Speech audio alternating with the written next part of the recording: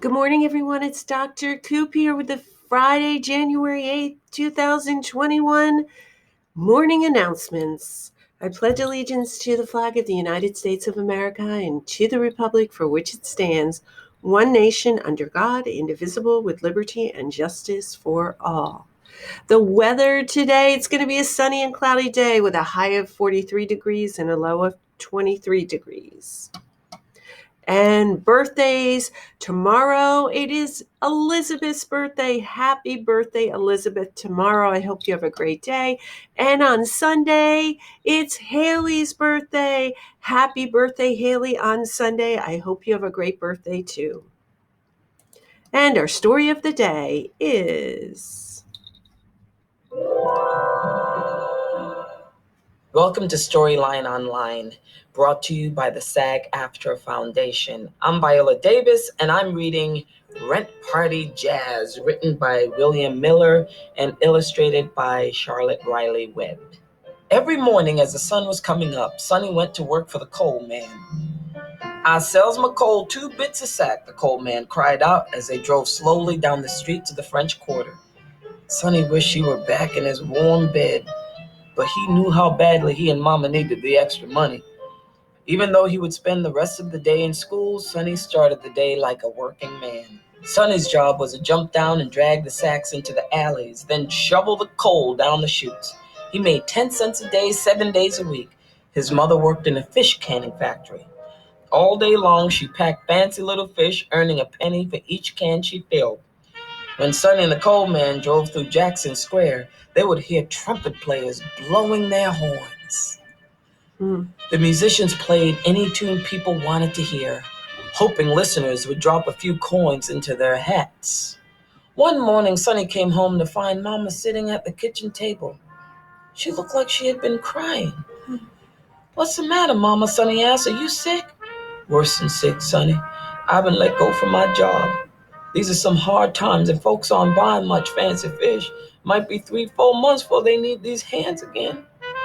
Sonny's heart sank.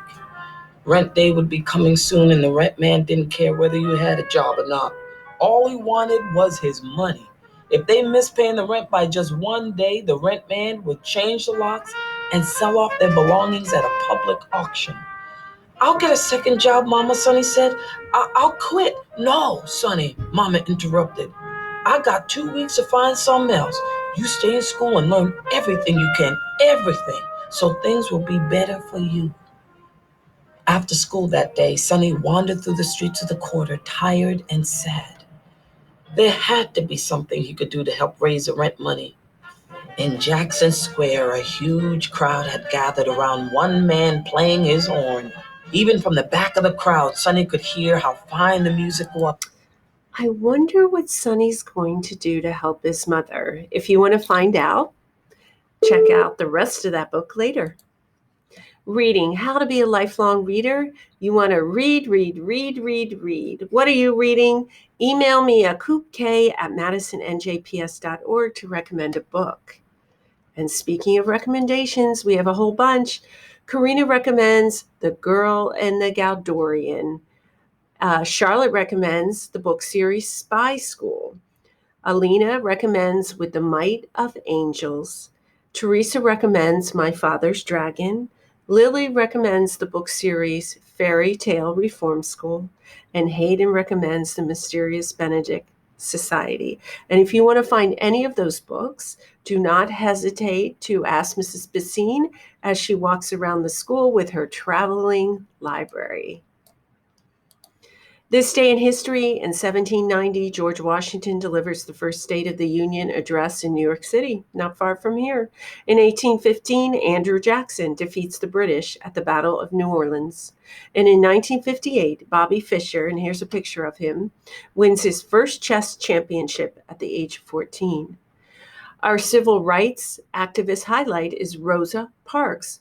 Her occupation was a civil rights activist. She was born on February 4th, 1913, in Alabama. She died on October 24, 2005, in Michigan, and she was best known for the Montgomery bus boycott. So on December 1st, 1955, Rosa made her famous stand while sitting on the bus. Rosa had settled in her seat on the bus after a hard day's work. All the seats on the bus had filled up when a white man boarded.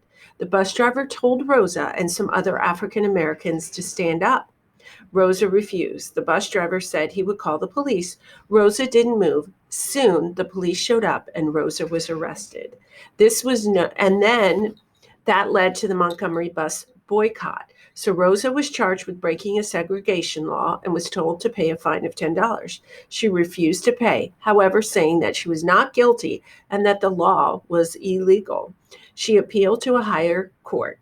That night, a number of African American leaders got together and decided to boycott the city buses. This meant that African Americans would no longer ride the buses. One of these leaders was Dr. Martin Luther King Jr. He became president of the Montgomery Improvement Association, which helped lead the boycott. And here's a picture of Rosa Parks.